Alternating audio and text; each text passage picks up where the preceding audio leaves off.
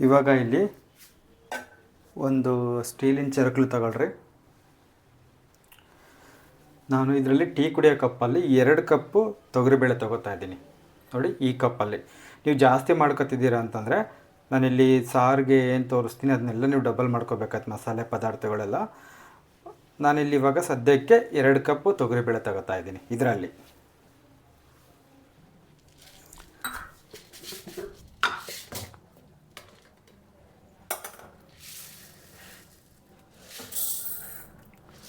ಎಲ್ಲ ಅಳತೆ ಕರೆಕ್ಟಾಗಿ ನೋಡ್ಕೊಳ್ರಿ ನೀವು. ಯಾವುದು ಕೂಡ ಇದನ್ನು ಬಿಡಬೇಡ್ರಿ ನೀವು. ನಾನು ಎಷ್ಟು ಮಾಡ್ತೀನೋ ಇಷ್ಟೇ ಮಾಡಿರಿ ಸಾಕು. ಇದಕ್ಕೆ ಒಂದು 4-5 ಜನ ಊಟ ಮಾಡ್ಬೋದು. ಇದರಲ್ಲೇ ವಿಪರೀತ ಹೋಳಿಗೆ ಆಗುತ್ತೆ, ಸಾಂಬಾರು ಬೇಕಾದಷ್ಟು ಆಗುತ್ತೆ.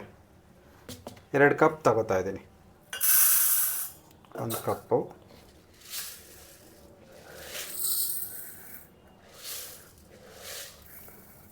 ಯಾಕೆ ಎಲ್ಲದನ್ನು ತೋರಿಸ್ತಿದ್ದೀನಿ ಅಂತಂದರೆ ಅದೇ ನಿಮ್ಮ ಮನಸ್ಸಿಗೆ ಚೆನ್ನಾಗಿ ಕೂರುತ್ತೆ ಅಂತ.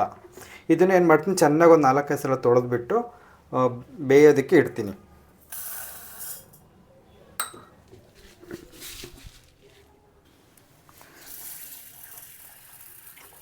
ಚೆನ್ನಾಗಿ ಒಂದು 2-3 ಸಲ ನೀವು ಚೆನ್ನಾಗಿ ತೊಳಿಬೇಕು ಇದನ್ನ.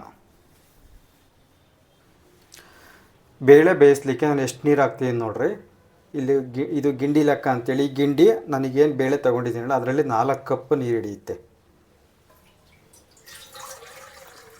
1 ಗಿಂಡಿ,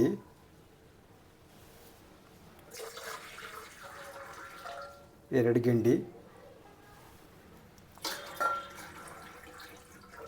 3 ಗಿಂಡಿ,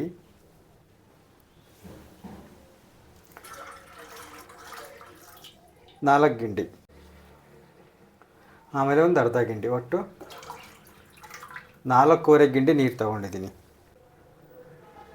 ನಾನು ಬೇಳೆ ಯಾವ ಬೇಳೆ ಕಪ್ಪಲ್ಲಿ ಅಳತೆ ತಗೊಂಡಿದ್ದೀನೋ ಆ ಕಪ್ಪಲ್ಲಿ ಹೇಳಿದ್ದು ನಾನು ಇಲ್ಲಿ ಗಿಂಡಿನಲ್ಲಿ 4.25 ಗಿಂಡಿ ಹಾಕೊಂಡಿದ್ದೀನಿ.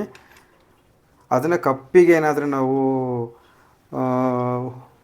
ಕಪ್ಪಿನ ಲೆಕ್ಕದಲ್ಲಿ ತಗೋತೀವಿ ಅಂತಂದರೆ ಅಷ್ಟಾಗುತ್ತೆ ಅಂತ ನಾನು ನಿಮಗೆ ಹೇಳಿದೆ. ಇಲ್ಲಿ ಬೇಳೆನೂ ಕೂಡ ನಾನು ಚೆನ್ನಾಗಿ ತೊಳ್ಕೊಂಡಿದ್ದೀನಿ ಒಂದು 2-3 ಸತಿ. ಯಾವತ್ತಾಗಲಿ ನೀರು ಮಳ್ಳಕ್ಕೆ ಸ್ಟಾರ್ಟ್ ಆಗುತ್ತಲ್ಲ ಆವಾಗ ಈ ಬೇಳೆ ಹಾಕಬೇಕು. ಹಸಿ ಇದು ತಣ್ಣಗಿದ್ದಾಗಲೇ ಹಾಕಬಾರ್ದು. ಇದು ಮಳ್ಳಕ್ಕೆ ಸ್ಟಾರ್ಟ್ ಆದಾಗ ಈ ಬೇಳೆ ಹಾಕಿದರೆ ಚೆನ್ನಾಗಿ ಬೇಯ್ತವೆ ಅಂತೇಳಿ. ಇವಾಗ ನೋಡಿರಿ, ನೀರು ಬಿಸಿಯಾಗಿತ್ತೆ, ಮಳ್ಳಕ್ಕಲೆ ಅಲ್ಲೇ ಮಳ್ತಿದ್ದಾವೆ.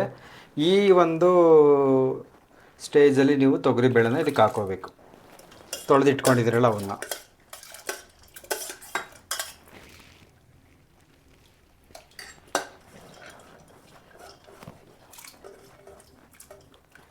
ಎಲ್ಲವೂ ಹಾಕ್ಕೊಳ್ರಿ. ಸಾರು ನಿಮಗೆ ಜಾಸ್ತಿ ಬೇಕು ಅಂತಂದರೆ ನೀರು ಜಾಸ್ತಿ ಹಾಕ್ಕೋಬೇಕು, ಕಡಿಮೆ ಬೇಕು ಅಂತಂದರೆ ಕಡಿಮೆ ಹಾಕ್ಕೋಬೇಕು ಅಷ್ಟೇ. ನಾನು ನಿಮಗೆ ಇಲ್ಲೊಂದು ಅಳತೆಗೆ ತೋರಿಸಿರೋದು. ಇದೆಲ್ಲ ಬೇಳೆ ಎಲ್ಲ ಚೆನ್ನಾಗಿ ಬೆಂದು ಬೇಯೋಷ್ಟೊತ್ತಿಗೆ ನೀರು ಕೂಡ ಕಡಿಮೆ ಆಗಿರುತ್ತೆ. ಆವಾಗ ಇನ್ನು ಸ್ವಲ್ಪ ಏನಾದರೂ ನೀರಿನಂಶ ಕಡಿಮೆ ಆಗಿರುತ್ತಲ್ಲ ಅಲ್ಲಿಗಳೇ ಸರಿ ಹೋಗುತ್ತೆ. ನಾವು 4 ಗಿಂಡಿ 4.25 ಗಿಂಡಿ ನೀರು ಹಾಕಿದ್ದೀವಲ್ಲ, ಅದೊಂದು 3.25 ಗಿಂಡಿ ಅಷ್ಟು ಆಗುತ್ತೆ ಬೇಳೆ ಎಲ್ಲ ಬೆಂದು ಕುಡ್ಕೊಂಡು ಎಲ್ಲ. ನೋಡ್ರಿ, ಕೆಲವರು ಅರಿಶಿನ ಕೂಡ ಹಾಕೋತಾರೆ, ಒಂದು ತೊಟ್ಟು ಎಣ್ಣೆ ಕೂಡ ಹಾಕ್ಯಂತಾರೆ ಒಂದು ಚಮಚದಷ್ಟು. ನಾನೇನು ಎಣ್ಣೆ ಅರಿಶಿನ ಎರಡೂ ಹಾಕ್ತಿಲ್ಲ. ಬೇಕಂತಂದರೆ ನಿಮ್ಗೆ ಅರಿಶಿನ ಪುಡಿ ಸ್ವಲ್ಪ ಹಾಕೋಬೋದು. ನಾನು ಇಲ್ಲಿ ಬಳಸ್ತಿಲ್ಲ. ಬೇಕಾದ್ರೆ ಲಾಸ್ಟಿಗೆ ಒಂದು ಚೂರು ಹಾಕೋತೀನಿ. ಬೇಳೆ ಎಲ್ಲ ಚೆನ್ನಾಗಿ ಹದವಾಗಿ ಬೆಂದ ಮೇಲೆ ಒಂದು ಚೂರು ಹಾಕೋತೀನಿ, ಕಲರ್ ಬೇಕು ಅಂತ ಅಂದರೆ. ಇಲ್ಲಾಂದರೆ ಅದನ್ನು ಹಾಕಲ್ಲ. ಇದನ್ನು ಚೆನ್ನಾಗಿ ನೀವು ಹದವಾಗಿ ಬೇಯಿಸ್ಕೋಬೇಕು. ತೊಗರಿಬೇಳೆನ ಸುತ್ತ ಹೊರಗೆಲ್ಲ ಹೊಡೆಯುತ್ತೆ, ಅಲ್ಲಿವರೆಗೂ ಬೇಯಿಸ್ಕೋಬೇಕು. ಅದನ್ನು ತೋರಿಸ್ತೀನಿ ನಿಮಗೆ. ಮೀಡಿಯಮ್ ಉರಿನಲ್ಲಿ ಚೆನ್ನಾಗಿ ಬೇಯಿಸ್ಕೊಳ್ರಿ. ನಾನು ನಿಮ್ಗೆ ಇದರಲ್ಲೇನು ಪೂರ್ತಿ ಹೂರಣ ಮಾಡೋದೆಲ್ಲ ತೋರಿಸಲ್ಲ. ಈಗಾಗಲೇ ನಾನು ಒಂದು ವಿಡಿಯೋದಲ್ಲಿ ತೋರಿಸಿದ್ದೀನಿ ಹೆಂಗೆ ಹೂರಣ ಮಾಡ್ಕೊಳೋದು ಅಂತೇಳಿ. ಅದೇ ಥರನೇ ಮಾಡೋದು. ನಿಮಗೊಂದು ಸಾರಿನ ಅಳತೆ ಸಿಗಲಿ ಅಂತೇಳಿ ಇಷ್ಟು ತೋರಿಸಿದ್ದೀನಿ ಅಷ್ಟೇ ನಿಮಗೆ. ಅದನ್ನು ನಿಮ್ಗೆ ಬೇಕು ಅಂತಂದರೆ ಆ ವಿಡಿಯೋದಲ್ಲಿ ನೀವು ನೋಡ್ಕೋಬೋದು. ನೋಡಿರಿ, ಇವಾಗ ಬೇಳೆ ಬೆಂದಿದ್ದಾವೆ. ಯಾವ ಮಟ್ಟಕ್ಕೆ ಬೇಯಿಸ್ಕೊಂಡಿದ್ದೀನಿ ಅಂತಂದರೆ ಸುತ್ತ ಅರುಗೊಡಿಬೇಕು ಹಿಂಗೆ.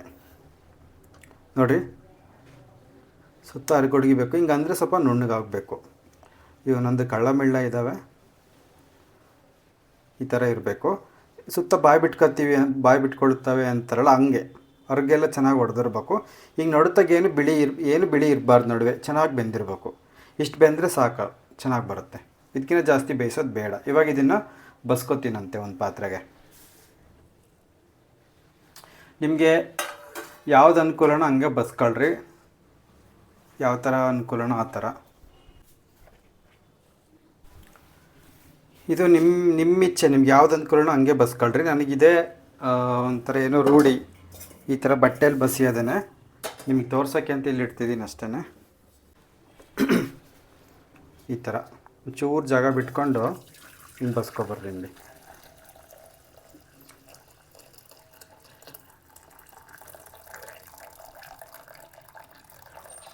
ಬಸಾಕವೆಲ್ಲ ಬರ್ತಾವೆ, ಅವೇನಾರು ಇದ್ರೆ ನೀವು ಅದರಲ್ಲಿ ನಿಮ್ಗೆ ಯಾವ್ದು ಅನುಕೂಲ ನಂಗೆ ಬಸ್ಕೊಳ್ರಿ ಅಷ್ಟೇ. ಇದು ನನಗೆ ರೂಢಿ ಐತೆ. ಇದು ನಿಮಗೆ ಸ್ವಲ್ಪ ಹೆದರಿಕೆ ಆಗುತ್ತೆ ಅನ್ನೋದಾದರೆ ನೀವು ಮನೇಲಿ ಏನಾರ ಬೇಳೆ ಬಸಾಕ ಇವಿರ್ತಾವಲ್ವ ಜಾಲರುಗಳು, ಅದರ ಬೇಕಾದ್ರೆ ಬಸ್ಕೋಬೋದು. ನನಗಿದೆ ರೂಢಿ ಇದು ನೋಡಿರಿ. ನೀರು ಸ್ವಲ್ಪನೂ ಬೇಳೆಲಿ ಸ್ವಲ್ಪನೂ ನೀರು ಇರಬಾರ್ದು. ಇದರಲ್ಲೇ ಬೇಗ ಬಸಿಯುತ್ತೆ. ನೀವು ಜಾಲರಿಗೆ ಹಾಕೊಂಡ್ರೆ ಹೊರಗ್ನಾಗೆಲ್ಲ ನೀರು ಹಂಗೆ ಇರ್ತವೆ ನೋಡಿರಿ. ಹಿಂಗೆ ಬಸ್ಕೊಬಿಟ್ರೆ ಚೆನ್ನಾಗಿ ಇದಾಗುತ್ತೆ. ನಾನೀಗ ಸಾರು ತೋರಿಸ್ತಿರೋದು ಕೂಡ ಇದ್ರ ಅಳತಿಗೇನೆ, ನಿಮಗೆ ಗೊತ್ತಾಗಲಿ ಅಂತ ತೋರಿಸ್ತಾ ಇದ್ದೀನಿ.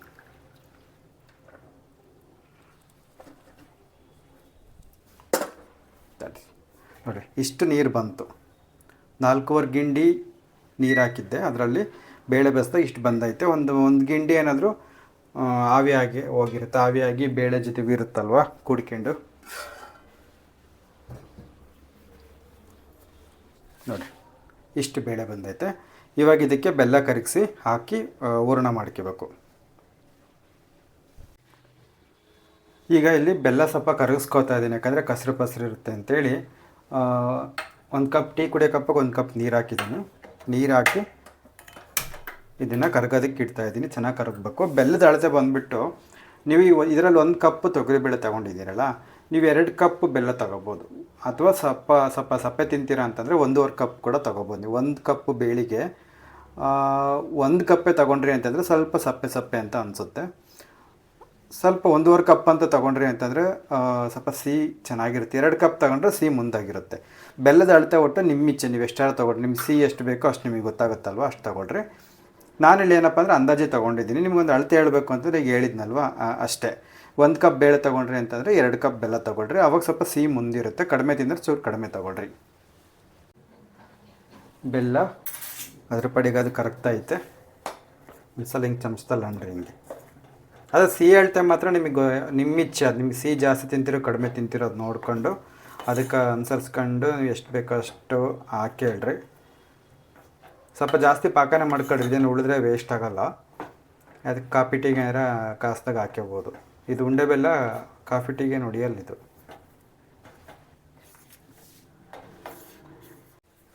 ಹಿಂಗೆ ಸ್ವಲ್ಪ ಬೆಲ್ಲ ಕರಗಬೇಕಷ್ಟಿದೇನು ಒಂದೇಳ ಪಾಕ ತೆಗಿಬೇಕು ಅಂತಿಲ್ಲ. ಕರಗಿದ್ರೆ ಆಯ್ತು ಅಷ್ಟೇ. ಕರಗಿದೆ ಇದ್ದೀನಿ. ಇವಾಗ ಸ್ಟವ್ ಆಫ್ ಮಾಡ್ತಾಯಿದ್ದೀನಿ.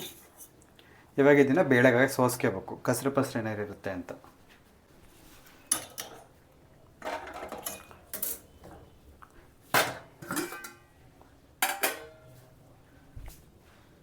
ಇವಾಗ ಇದಕ್ಕೆ ಸೋಸ್ಕೊಳ್ರಿ.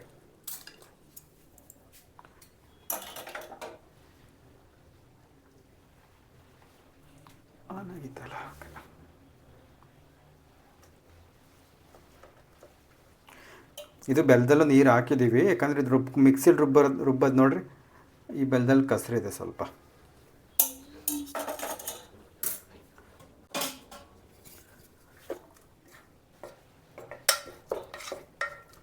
ಹೀಗೆ ಮಾಡ್ಕೊಳ್ರಿ.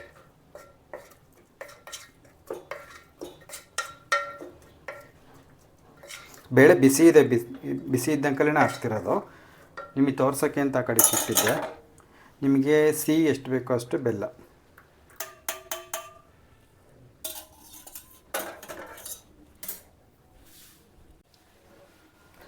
ಬೆಲ್ಲದ ಪಾಕ ಹಾಕ್ಕೊಂಡಾದಮೇಲೆ ಇದಕ್ಕೆ ಒಂದಿಷ್ಟುದ್ದ ಒಣಶುಂಠಿ ಇದನ್ನು ಕುಟ್ಟಿ ಪುಡಿ ಮಾಡಿ ಹಾಕಬೇಕು. ಒಣಶುಂಠಿ ಹಾಕೋದ್ರಿಂದ ಆರೋಗ್ಯಕ್ಕೂ ಕೂಡ ಭಾರಿ ಒಳ್ಳೆಯದು, ಹೂರಣಕ್ಕೂ ಕೂಡ ಭಾರಿ ರುಚಿ ಬರುತ್ತೆ. ಇದನ್ನು ತಪ್ಪದೇ ಹಾಕ್ರಿ ನೀವು. ಇದು ನಾರಿರುತ್ತೆ, ಹಂಗಾಗಿ ಗಾಢ ಪುಡಿ ಆಗಲ್ಲ. ಹಿಂಗೆ ಸ್ವಲ್ಪ ದೊರಗೊಬ್ಬರಿಗೆ ಕುಟ್ಕೊಂಡು ಒಂದು ಜರಡಿಗೆ ಹಾಕ್ಕೊಳ್ಳಿ. ಈ ಥರ ಹಾಕ್ಕೊಂಡು ನೋಡಿರಿ, ಈ ಥರ ಮಾಡ್ಬೇಕು. ಹಿಂಗೆ ಮಾಡಿದಾಗ ಪುಡಿ ಉದುರುತ್ತೆ, ಇದ್ರ ಜೊತೆಗೇ ಉದುರುತ್ತೆ. ಇದು ನಾರನ್ನ ಕಾಫಿ ಇಲ್ಲ ಟೀಗೆ ಬಳಸ್ಕೋಬೋದು ನೀವು.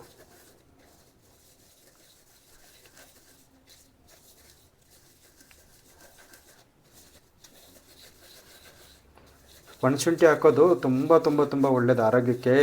ಕೆಲವ್ರಿಗೆ ಹೋಳಿಗೆ ತಿಂದರೆ ಹೊಟ್ಟೆ ಉಬ್ಬರ ಇಂಥವೆಲ್ಲ ಬರುತ್ತೆ.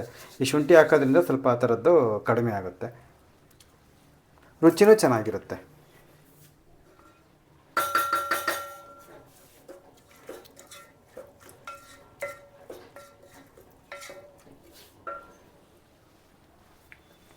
ಹಾಗೆ ಸ್ವಲ್ಪ ಏಲಕ್ಕಿ ಪುಡಿನೂ ಕೂಡ ಹಾಕಬೇಕು. ಅದು ಪೂರ್ತಿ ನುಣ್ಣಗಾಗಿರಲ್ವ, ಒಂದ್ಸಲ ಹಿಂಗೆ ಪುಡಿ ಮಾಡಿರಿ. ಒಂದು 2ಕ್ಕೆ 3ಕ್ಕೆ ಕುಟ್ಟಿದ್ರೆ ಈ ಥರ ಪುಡಿ ಆಗುತ್ತೆ. ಪುಡಿ ಮಾಡಿ ಇದಕ್ಕೆ ಹಾಕ್ರಿ.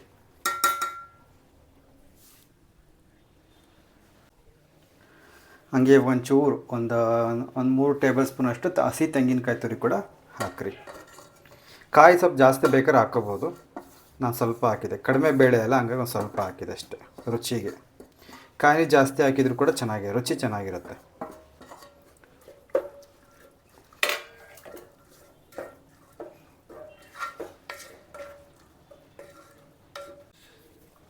ಇವಾಗ ನಾನು ಇದನ್ನು ಸ್ಟವ್ ಹಚ್ಚಿ ಬಿಸಿ ಮಾಡ್ತೀನಿ. ಒಂದು 3 ನಿಮಿಷ ಬಿಸಿ ಮಾಡಬೇಕಿದ್ನ, ಕುದಿಯೋವರೆಗೂ.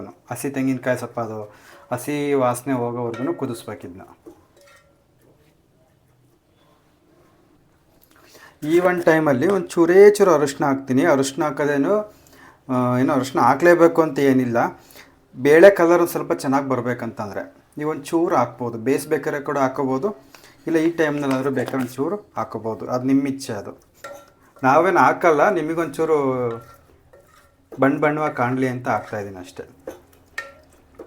ಚೂರು ಅರಿಶಿನ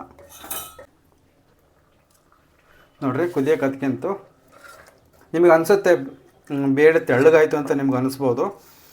ಇನ್ನೊಂದು 3 ನಿಮಿಷ ಕುದಿದ್ರೆ ಒಂಚೂರು ಗಟ್ಟಿಗಾಗುತ್ತೆ. ಆಮೇಲಿಂದ ನಮ್ಮ ಮಿಕ್ಸಿನಲ್ಲಿ ರುಬ್ಬೋದ್ರಿಂದ ಒಂಚೂರು ತೆಳ್ಳಗೆ ಇರಬೇಕಿದು. ಗಟ್ಟಿಗಿದ್ದರೆ ಬೇಳೆ ಹಂಗೆ ಇರುತ್ತೆ, ರುಬ್ಬಕ್ಕೆ ಬರಲ್ಲ. ನೀವು ಗ್ರೈಂಡರ ರುಬ್ತೀರಾ ಅಂತಂದರೆ ಇದನ್ನೇ ಒಂದು 5 ನಿಮಿಷ ಕುದಿಸ್ಕೊಂಡ್ರೆ ಅಂತಂದರೆ ಗಟ್ಟಿಗಾಗುತ್ತೆ, ಚೆನ್ನಾಗಿರುತ್ತೆ. ನಾವು ಮಿಕ್ಸಿ ಜಾರ್ನ ರುಬ್ಬೋದ್ರಿಂದ ಸ್ವಲ್ಪ ತೆಳ್ಳಗೆ ಮಾಡ್ಕೊತೀನಿ. ಆ ಥರ ತೆಳ್ಳಗಾಗಿದ್ದನ್ನ ಮತ್ತೆ ಹೆಂಗೆ ಗಟ್ಟಿಗೆ ಮಾಡೋದು ಅಂತ ನಾನು ನಿಮಗೆ ಮುಂದೆ ಹೇಳ್ತೀನಿ ಬರ್ರಿ. ಒಂದು 2 ರಿಂದ 3 ನಿಮಿಷ ಚೆನ್ನಾಗಿ ಕುದಿಸ್ರಿ ನಿಮಗೆ.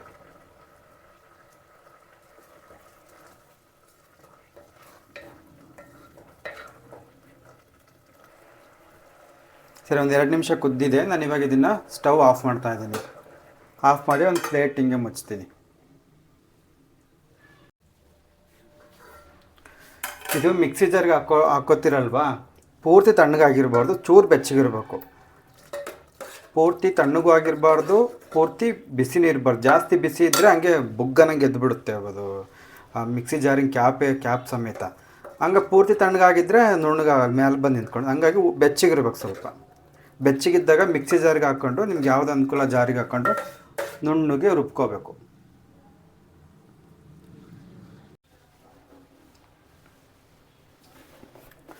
ಇವಾಗ ರುಬ್ಕೊಳ್ಳೋಣ ಬರ್ರಿ.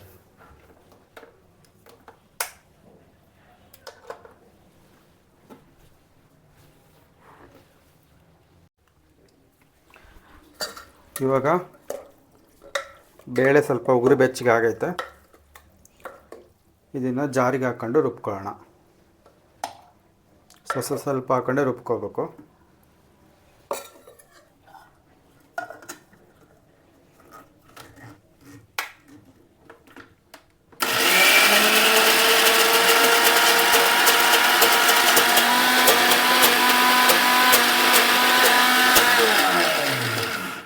ನೋಡಿರಿ, ಇದೇ ಪ್ರಾಬ್ಲಮ್. ನನ್ನೂ ರುಬ್ಬಲ್ಲ, ನಮ್ಮ ಮಿಕ್ಸಿ ಅಂತೂ ಕೈಕಾಲಾಟ ಆಡುತ್ತಿದ್ದು.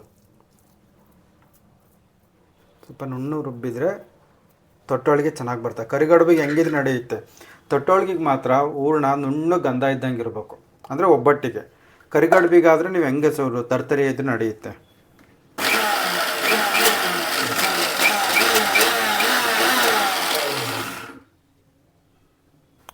ಹೆಂಗ ನೀವು ಒಂಚೂರು ಮೇಲೆ ಕೆಳಗೆ ಮಾಡಿ ಹತ್ತೈತು ಮಾಡಿ ನುಣ್ಣು ರುಬ್ಕೊಳ್ರಿ. ನೀವು ನುಣ್ಣು ಗಂಧ ರುಬ್ದಂಗೆ ರುಬ್ಬಿದ್ರಿ ಅಂತಂದರೆ ಒಬ್ಬಟ್ಟುಗಳು ಭಾಳ ಚೆನ್ನಾಗಿ ಬರ್ತವೆ. ಬೇಳೆ ಇರಬಾರ್ದು ಅಷ್ಟೇ. ಒಂಚೂರು ತಿಂದಿತ್ತು ಹೆಂಗಾರ ಮಾಡಿ ರುಬ್ಬಿ ನಡಿ ಅಂದ್ಬಿಡ್ರಿ.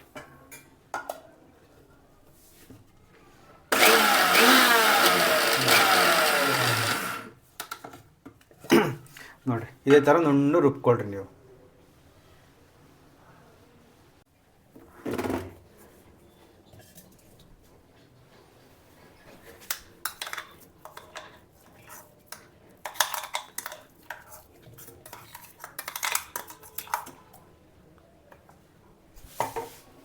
ಹಿಂಗೆ ಎಲ್ಲ ಹೂರಣನೂ ರುಬ್ಕೊಬರ್ರಿ.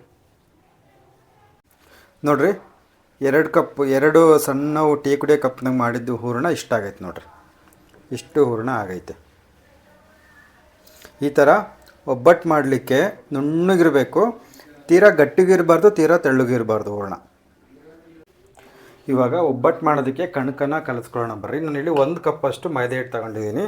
ಇದನ್ನು ಈ ಥರ ಮೇಲಿಂದ ಏನು ಒತ್ತೋದು ಬೇಡ, ಈ ಥರ ಸುಮ್ಮನೆ ಈ ಥರ ಮಾಡಿಕೊಂಡು 1 ಕಪ್ ತೊಗೊಳ್ರಿ. ಇಷ್ಟೊಂದೇ ನಾನು ಬಳಸೋದಿಲ್ಲ, ಇದರಲ್ಲಿ ಪೂರಿ ಗೀರಿ ಏನಾರ ಮಾಡ್ಕೊಂಡು ತಿಂತೀನಿ ಆಮೇಲೆ. ಆದರೆ ನಿಮಗೆ ತೋರ್ಸೋಕ್ಕೆ ತೀರಾ ಪುಟಲು ಕಡಿಮೆ ಹೇಳ್ತಾ ತೋರಿಸಿದ್ರೆ ನಿಮ್ಗೆ ಒಂಚೂರು ಅದು ಅರ್ಥ ಆಗಲ್ಲೇನೋ ಅಂತೇಳಿ ಹೊಸೊಬ್ಬರಿಗೆ ನಾನೊಂದು 1 ಕಪ್ಪಲ್ಲಿ ತೋರಿಸ್ತಾ ಇದ್ದೀನಿ.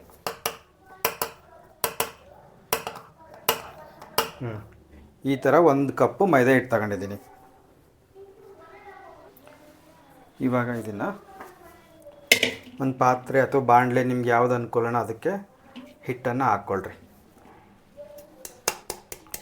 ನಿಮಗೆ ಇದು ಬರೀ ಮೈದಾ ತಗೋತಾ ಇದ್ದೀನಿ ನಾನು ಇಲ್ಲಿ. ಅದು ಚಿರೋಟಿ ರವೆ, ಯಾವ್ದು ಚಿರೋಟಿ ರವೆ ತಗೋತಾ ಇಲ್ಲ. ಆಮೇಲೆ ಬೇರೆ ಗೋಧಿ ಹಿಟ್ಟು ಕೂಡ ನಾನು ಇದ್ರ ಜೊತೆ ಸೇರಿಸ್ಕೊಂತಿಲ್ಲ. ಬರೀ ಮೈದಾ ಹಿಟ್ಟು. ನೀವು ಹೊಸಬ್ರಾಗಿದ್ರಿ ಅಂತಂದರೆ ಬರೀ ಮೈದಾ ಹಿಟ್ಟಲ್ಲೇ ಮಾಡಿರಿ. ಚಿರೋಟಿ ರವೆಯಲ್ಲಿ ಹಾಕ್ಕೊಳ್ಬೇಕಾದ್ರೆ ನಿಮ್ಗೆ ಸ್ವಲ್ಪ ಕಲಿಸ್ಕೊಳ್ಳೋದು ಅದು ನಿಮಗೆ ಗೊತ್ತಾಗೋದಿಲ್ಲ, ಹೆಚ್ಚು ಕಮ್ಮಿ ಆಗುತ್ತೆ. ಹಾಗಾಗಿ ಹೊಸ್ದಾಗಿ ಕಲಿತಿದ್ದೀರಾ ಅಂತಂದರೆ ಬರೀ ಮೈದಾದಲ್ಲೇ ಮಾಡಿರಿ. ಬೇಕಾದ್ರೆ ನಿಮ್ಗೆ ಇನ್ನೊಂದು ಸತಿ ನಾನು ಚಿರೋಟಿ ರವೆ ಹಾಕಿ ಮಾಡೋದನ್ನು ಬೇಕಾದರೆ ತೋರಿಸ್ತೀನಂತೆ. ಹಾಗೆ ಒಂಚೂರು ಉಪ್ಪು,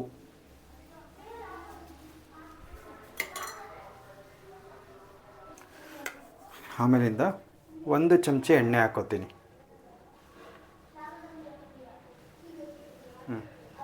ಒಂದೇ 1 ಚಮಚ ಎಣ್ಣೆ.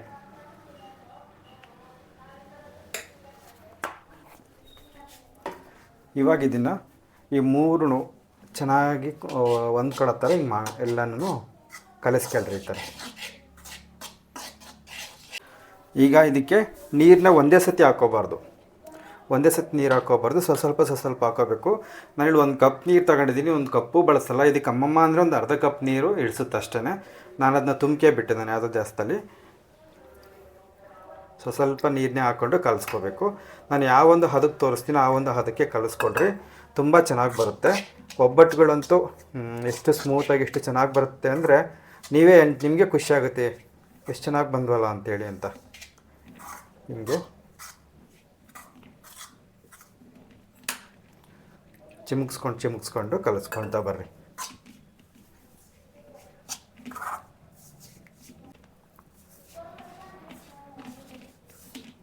ಇದೊಂದು ಕಣಕ ಕಲಿಸೋದೊಂದು ಚೆನ್ನಾಗಿ ಕಲ್ತ್ಕೊಳ್ರಿ, ಬೇಳೆ ಬೇಯಿಸೋದೊಂದು ಚೆನ್ನಾಗಿ ಕಲ್ತ್ಕೊಳ್ರಿ. ನೀವು ಅಷ್ಟು ಕಲ್ತ್ಕೊಂಡ್ರಿ ಅಂತಂದರೆ ನೀವು ಹೋಳಿಗೆ ಮಾಡ್ದಂಗೆ ಒಬ್ಬಟ್ಟುಗಳು. ನಮ್ಮ ಕಡೆ ಹೋಳಿಗೆನೂ ಅಂತೀವಿ, ಕೆಲವು ಕಡೆ ಒಬ್ಬಟ್ಟು ಅಂತ ಅಂತಾರೆ, ಒಂದೊಂದು ಕಡೆ ಒಂದೊಂದು ಥರ ಕರೀತಾರೆ. ಯಾವೊಂದು ಹದಕ್ಕೆ ಕಲಿಸ್ಬೇಕು ಅಂತ ಹೇಳ್ತೀನಿ. ಅರ್ಧ ಕಪ್ ನೀರು ಹಿಡಿಯುತ್ತೆ ಅಷ್ಟೇ. 1 ಕಪ್ಪು ಮೈದಾ ಹಿಟ್ಟು ಅರ್ಧ ಕಪ್ ನೀರು ಹಿಡಿಯುತ್ತೆ ಅಷ್ಟೇ. ನಿಮ್ಗೊಂದು ಅಳತೆ ತೊಗೊಳ್ರಿ. ನೋಡಿರಿ 1 ಕಪ್ ನೀರು ತೊಗೊಂಡಿದ್ದೆ, ಹತ್ತತ್ರ ಒಂದು ಅರ್ಧ ಕಪ್ ನೀರು ಹಿಡ್ದೈತೆ.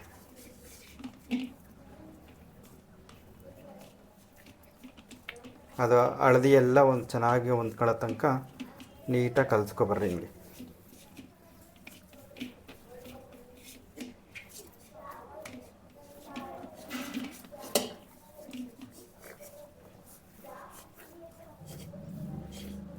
ಜಾಸ್ತಿ ಏನು ನಾದೋದು ಬೇಡ. ಇಟ್ಟು ಕೆಲವ್ರು ಅಂದ್ಕೋತಾರೆ ತುಂಬ ನಾದಬೇಕು, ಜಾಸ್ತಿ ನಾದಬೇಕು ಇದನ್ನು ಅಂತೇಳಿ ಅಂತ.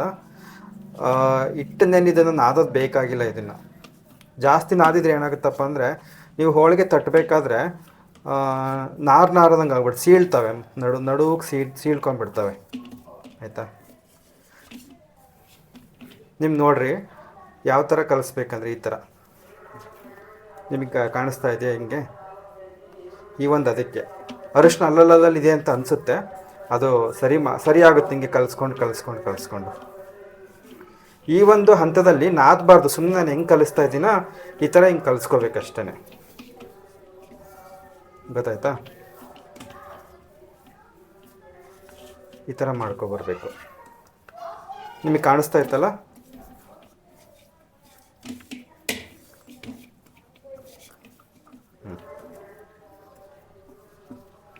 ಅದು ಎಣ್ಣೆ ಎಲ್ಲ ಹಾಕಿ ಆಮೇಲೆ ಇನ್ನೊಂದು ಸತಿ ನಾದ್ತೀವಲ್ಲ ಆವಾಗ ಅದು ಸರಿಯಾಗುತ್ತೆ. ನೋಡಿರಿ, 1 ಕಪ್ ನೀರು ತೊಗೊಂಡಿದ್ದೆ, ಅರ್ಧ ಕಪ್ ನೀರು ಅಷ್ಟೇ ಹಿಡಿತು. ನಿಮ್ಗೆ ಅಳತೆನ ಬೇಕಾದ್ರೆ ತಲೆಯಲ್ಲಿ ಇಟ್ಕೊಳ್ರಿ. 1 ಕಪ್ ಮೈದಾ ಹಿಟ್ಟಿಗೆ ಅರ್ಧ ಕಪ್ ನೀರು ಸರಿ ಹೋಗುತ್ತೆ. ಇವಾಗ ಇದಕ್ಕೆ ಮೇಲೆ ಎಣ್ಣೆ ಹಾಕೋಣ. ಇಲ್ಲೇನು ಎಣ್ಣೆ ಜಾಸ್ತಿ ಹಾಕೋದು ಬೇಡ, ಸ್ವಲ್ಪನೇ ಎಣ್ಣೆ ಹಾಕಿಬಿಟ್ಟು ಈ ಥರ ಮುಚ್ಚಿಡ್ರಿ. ಇವಾಗ ನಾದೋದು ಬೇಡ, ಆಮೇಲೆ ಒಂದು ಸತಿ ಲಾಸ್ಟಿಗೆ ಹೋಳಿಗೆ ಮಾಡೋ ಮುಂದೆ ನಾದಿದ್ರಾಗುತ್ತೆ. ಸ್ವಲ್ಪ ಎಣ್ಣೆನ ಹಿಂಗೆ ಹಚ್ಚಿಡ್ರಿ.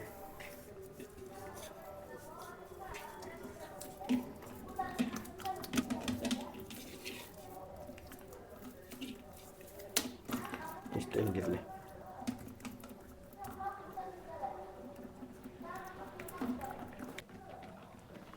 ಎಣ್ಣೆ ಪ್ಯಾಕೆಟ್ ಹೊಡೆದು ಹಾಕ್ಬೇಕು, ಎಣ್ಣೆ ಖಾಲಿ ಆಗೈತೆ. ಸಾಕಿಷ್ಟೇ ಎಣ್ಣೆ. ಈಗ ಜಾಸ್ತಿ ಏನು ಹಾಕೋದು ಬೇಡ, ಆಮೇಲೆ ಬೇಕಾದ್ರೆ ಇನ್ನು ಸ್ವಲ್ಪ ಬೇಕಂದ್ರೆ ಹಾಕೋಣ. ಇಷ್ಟು ಕಲಸಿಟ್ರೆ ಅಂದರೆ 1 ಗಂಟೆ ನೆನೆದ್ರೆ ಚೆನ್ನಾಗಿರುತ್ತಿದೆ. ಇನ್ನೂ ಚೆನ್ನಾಗಿ ನೀರು ಕುಡ್ಕೊಂಡು ಚೆನ್ನಾಗಿ ಬರುತ್ತಿದೆ, ಆಯಿತಾ. ಇಷ್ಟಿರಲಿ. ಇದನ್ನ ಮುಚ್ಚಿಟ್ಟು ಒಂದು ಅರ್ಧ ಗಂಟೆ ಅಥವಾ 1 ಗಂಟೆ ನೆನೆದ್ರೂ ಕೂಡ ಚೆನ್ನಾಗಿರುತ್ತೆ. ನಿಮಗೆ ನೋಡಿರಿ, ಸುಮ್ಮನೆ ತೋರಿಸ್ತೀನಿ ಯಾವ ಥರ ಇದೆ ಅಂಥೇಳಿ. ಈ ಒಂದು ಅದಕ್ಕೆ ನೋಡಿರಿ, ಇಲ್ಲೇ ಸುಮ್ಮನೆ ಹಿಂಗೆ ಅಗಲ ಮಾಡಿದ್ರೆ ಅಂತ ನೀವು ಕೈಯಲ್ಲಿ ಎಷ್ಟು ತೆಳ್ಳಗೆ ಬೇಕಾದ್ರೂ ನೊರಿಬೋದು. ಇದನ್ನ ಸುಮ್ಮನೆ ಹಿಂಗೆ ಅಂದ್ಕೊಡ್ರಿ, ಹಿಂಗೆ ಕೈಯಲ್ಲಿ ನೋಡಿರಿ ಅಲ್ವಾ, ಗೊತ್ತಾಗ್ತಿದೆಯಲ್ಲ ಯಾವೊಂದು ಹದಕ್ಕಿರಬೇಕು ಅಂತ. ಒಬ್ಬಟ್ಟು ಚೆನ್ನಾಗಿ ಬರಬೇಕು ಅಂದರೆ ಯಾವೊಂದು ಹದಕ್ಕಿರಬೇಕು ಅಂತೇಳಿ. ಇದನ್ನು ನೆಂದ್ಕೊಂಡ್ಮೇಲೆ ಇನ್ನೂ ಚೆನ್ನಾಗಾಗುತ್ತೆ. ನೀವು ಸುಮ್ಮನೆ ಹಿಂಗೆ ಅಂಡ್ರಿ, ಹಿಂಗೆ ಈ ಥರ ಜಿಗುಟು ಬರಬೇಕು, ಹಿಂಗೆ ಗೊತ್ತಾಯ್ತಾ. ಜಾಸ್ತಿ ಹಿಂಗೆ ಹಾಕ್ಯಂಡು ನಾದಬಾರ್ದು ಒಬ್ಬಟ್ಟಿನ ಹಿಟ್ಟು ಮಾತ್ರ. ಸುಮ್ಮನೆ ಈ 4 ಬೆಳ್ಳಗೆ ಕಲಿಸ್ಬೇಕು. ಹಿಂಗೆ ಹಾಕಿ ನೊರಿಬಾರ್ದು. ರೊಟ್ಟಿ ನಾದ್ತೀವಲ್ಲ ಹಂಗೆ ನಾದಬಾರ್ದು. ಹಂಗೆ ನಾದೋದ್ರಿಂದ ಹೋಳಿಗೆಗಳು ತಟ್ಟಬೇಕಾದ್ರೆ ಏನಾಗುತ್ತೆ, ನಡುವಕ್ಕೆ ಹಿಂಗೆ ಸೀಳ್ಕೊಂತವೆ. ಇಲ್ಲಿ ಹಿಂಗೆ ಸೀಳೋದು ಮಧ್ಯದಾಗ ಹೂರ್ಣ ಕಾಣೋದು ಹಿಂಗೆ ಆಗ್ತವೆ. ಹಂಗಾಗಿ ಆ ಥರ ಮಾಡೋಕ್ಕೆ ಹೋಗ್ಬೇಡಿ, ಜಾಸ್ತಿ ನಾದಬಾರ್ದು. ನೋಡಿರಿ ಈ ಥರ ಒಂದಕ್ಕೊಂದು ಕೂಡಲ್ಲ ಹಿಂಗೆ ಜಾಸ್ತಿ ನಾದಿದ್ರೆ. ಈಗ ನಾದಿಲ್ಲ ಅದು ನೋಡಿರಿ, ಈ ಗ್ಯಾಪ್ ನಾದಿಲ್ದಾಗ ಇರುವಾಗ ನೋಡಿ ಇಲ್ಲಿ ಇದು ಹೆಂಗೆ ಸೀಳೈತಾ ಇದು ಹಿಂಗೆ ಅಂತೀನಿ ನೋಡಿರಿ. ಅದು ಸೀಳು ಹೋಯ್ತದು. ನಾದಿದ್ವಿ ಅಂತಂದರೆ ಎಳೆ ಆದಂಗೆ ಆಗುತ್ತೆ. ಈ ಸೋಂಪಾಪುಡಿ ಬರುತ್ತಲ್ಲ ಆ ಥರ ಎಳೆ ಆಗಬಾರ್ದು ಆ ಥರ. ಹಾಗಾಗಿ ತುಂಬ ನಾದಬಾರ್ದು. ಒಂದು 4 ಬೆಳ್ಳಲ್ಲಿ ಹಿಂಗೆ ಸ್ವಲ್ಪ ಇದು ಮಾಡ್ಕೋಬೇಕಷ್ಟೇ. ಈಗ ನೋಡಿರಿ, ಇವೆರಡೂ ನಾನು ಕೂಡಿಸ್ತೀನಿ. ಇವಾಗ ಕೂಡಿಸಿದ್ರೆ ಅಂಟ್ಕೋತವೆ. ಹಿಂಗೆ ಅಂಟ್ಕೋಬೇಕು. ಹಿಂಗೆ ಕೆಲವೊಂದು ಜಾಸ್ತಿ ನಾದ್ದಾಗ ಏನಾಗುತ್ತಪ್ಪ ಅಂದರೆ ಅಂಟ್ಕೊಳಲ್ಲ ನಾವು. ಜಾಸ್ತಿ ಕೊರಿತಿದ್ದೀನಿ ಅಂದ್ಕೋಬೇಡ್ರಿ. ಸ್ವಲ್ಪ ನಿಮಗೆ ಟಿಪ್ಸ್ಗಳು ಹೇಳಿದೆ. ಸಾಕಿಷ್ಟು ಇದನ್ನು ಮುಚ್ಚಿಟ್ರಿ ಅಂತಂದರೆ ಹೋಳಿಗೆ ಮಾಡಬೇಕಾದ್ರೆ ನಾನು ನಿಮ್ಗೆ ತೋರಿಸ್ತೀನಿ ಮುಂದಿನ ವೀಡಿಯೋದಲ್ಲಿ ಹೋಳಿಗೆ ಹೇಗೆ ಮಾಡೋದು ಅಂತೇಳಿ. ಸದ್ಯಕ್ಕೆ ಇಷ್ಟು ಹಿಟ್ಟನ್ನು ಒಂದು ಪ್ಲೇಟ್ ಮುಚ್ಚಿ 1 ಗಂಟೆ ನೆನೆ ಹಾಕ್ಬಿಡ್ರಿ. ಒಂದು ಪ್ಲೇಟ್ ಮುಚ್ಚಿ ಇಡ್ರಿ ಹಿಂಗೆ.